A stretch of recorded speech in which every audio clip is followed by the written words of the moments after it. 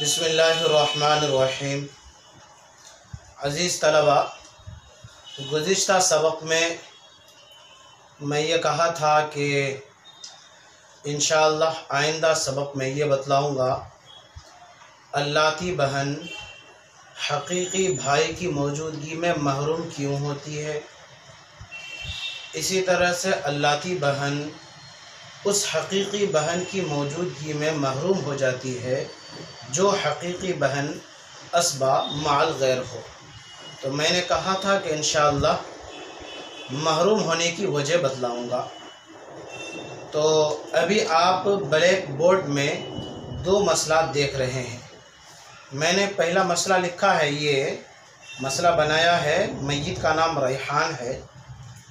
और पहले मसले में आप देखिए वारिसीन में अल्लाती बहन है और दूसरे वारिस में हकीकी भाई है। अब देखिए इस मसले में अल्लाती बहन महरूम हो रही है। मैंने नीचे वजह और दलील भी लिखी है कि अल्लाती बहन क्यों महरूम हो रही है, हकीकी भाई की वजह से। तो अल्लाती बहन हकीकी भाई की वजह से पहले मसले में महरूम हो रही है और उसी के नीचे ब्लैक बोर्ड में दूसरे मसले में आप देखिए जिसमें मय्यत का नाम फैज़ान है, वहाँ वारिसीन में अल्लाती बहन है, हकीकी बहन है, बेटी है। बेटी को निस्फ़ मिला है। क्यों निस्फ़ मिला है मैंने वजह भी लिखी है और आप एक बार ख़ुद गौर कर लेंगे। हकीकी बहन अस्बाब माल गैर है। क्यों अस्बाब माल गैर है उसकी भी वजह मैंने लिख दी है। अल्लाती बहन महरूम है। क्यों महरूम है उसकी भी वजह मैंने लिखी है। तो आप इन दो मिसालों को अच्छी तरह समझिए कि दोनों मिसालों में अल्लाती बहन महरूम हो रही है। पहली मिसाल में हकीकी भाई की वजह से महरूम हो रही है और नीचे वाली दूसरी मिसाल में अल्लाती बहन हकीकी बहन की वजह से महरूम हो रही है। अब वजह जानिए कि अल्लाती बहन हकीकी भाई की वजह से उनकी मौजूदगी में महरूम क्यों होती है। तो उसकी वजह यह है कि ये कायदा आप अच्छी तरह से समझ लें और याद कर लें कि मीरास के बाब में हकीकी भाई बहन अल्लाती भाई बहन के मुकाबले में सुल्बी औलाद के मानिंद होते हैं। एक बार इस मसले को फिर से सुनिए कि मीरास के बाब में हकीकी भाई बहन अल्लाती भाई बहन के मुकाबले में सुल्बी औलाद के मानिंद होते हैं और ये अल्लाती पोते के मानिंद होते हैं। तो ये कायदा है कि जब सुल्बी औलाद मौजूद हो यानी बेटा मौजूद हो तो बेटे की मौजूदगी में पोता खुद ब खुद महरूम हो जाता है। तो ठीक यही हाल है कि पहले मिसाल में देखिए कि अल्लाती बहन है, हकीकी भाई है और मीरास के बाब में अभी मैंने आपको समझा दिया कि अल्लाती भाई और अल्लाती बहन सुल्बी औलाद के मानिंद होते हैं और अल्लाती रिश्तेदार अल्लाती भाई बहन ये पोते के मानिंद होते हैं। लिहाजा रिश्ते में क़राबतदारी की वजह से क़ुर्बत में हकीकी भाई ज़्यादा करीब है मय्यत से बनिस्बत अल्लाती बहन के। और इसी बात को वबनुल आयानी वल अल्लाती में मुसन्निफ़ ने बयान किया है, जो मैं इस मसले को बयान करने के बाद वो भी समझाऊंगा। तो इस वजह से यहाँ पर अल्लाती बहन महरूम हो रही है कि हकीकी भाई के मुकाबले में ये अल्लाती बहन पोते के दर्जे में है और हकीकी भाई सुल्बी औलाद बेटे के दर्जे में है।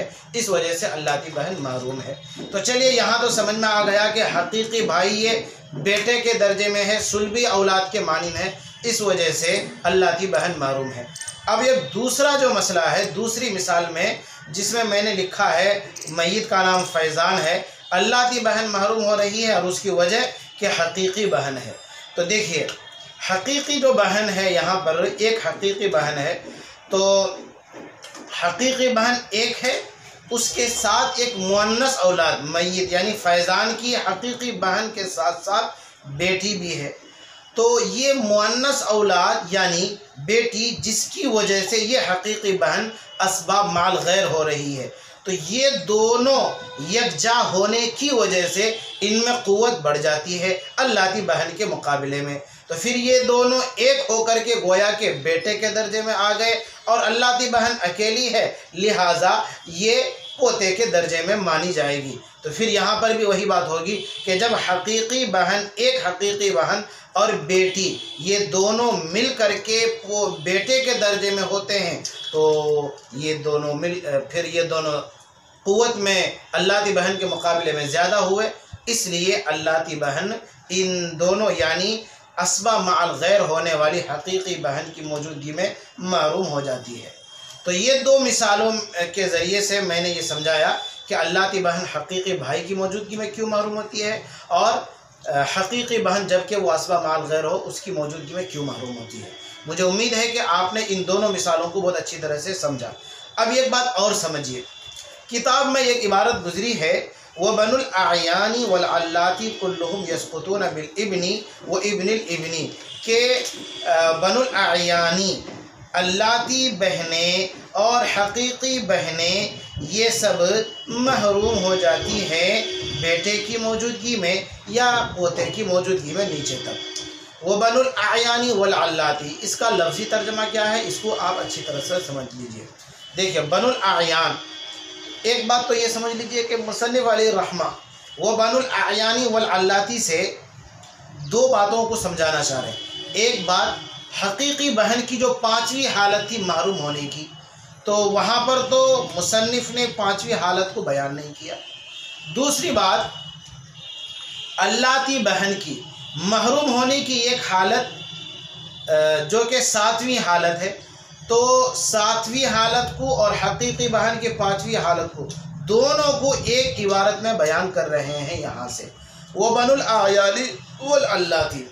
अब ये देखिए कि आयान व बनुल आयानी, बनु ये तो औलाद है, आयान, आयान का जो लुग़वी और लफ्ज़ी तर्जमा है, ये आयान आइनुन की जमा है जिसके माने आते हैं उम्दा, खालिस। अब हकीकी भाई बहन को बनुल आयान इसलिए कहा गया, और बनुल आयान से हकीकी बहन की पांचवी हालत बयान हो रही है। तो बनुल आयान यानी हकीकी भाई बहन को बनुल आयान इसलिए कहा गया कि ये वालिदैन के एक होने की वजह से रिश्ते की क़ुव्वत व क़राबत में दूसरे भाई बहनों के मुकाबले में खालिस होते हैं, ज़्यादा करीब होते हैं। क्यों? हकीकी भाई बहन कहते ही हैं उसको कि जिसका बाप भी एक हो और जिसकी माँ भी एक हो। अब इनसे जो औलाद आती है तो ये दोनों आपस में हकीकी भाई बहन कहलाते हैं। तो ये बनुल आयान है। जब ये दोनों जिनके माँ बाप एक हो, लिहाजा ये खालिस हुए, उम्दा हुए क़ुव्वत और क़राबत के एतबार से। अच्छा, वो बनुल अल्लाती, अल्लात, तो अल्लात इसके ये जो अल्लात है, तो अल्लात ये अल्लतुन की जमा है, और इसका लुग़वी तर्जमा है, लफ्ज़ी तर्जमा उर्दू में इसको सौकन कहेंगे। अब अगर एक शोहर की चंद बीवियां हो तो ये चंद बीवियां आपस में सौकन कहलाती है। अब बनुल अल्लाती का जिस तरह से बनुल आयानी का तर्जमा हमने किया हकीकी भाई बहन, वो क्यों हकीकी भाई बहन किया तो मैंने अभी समझाया, इसलिए हमने हकीकी भाई बहन तर्जमा किया कि ये लोग खालिस और उम्दा होते हैं दूसरे रिश्तेदार के मुकाबले में।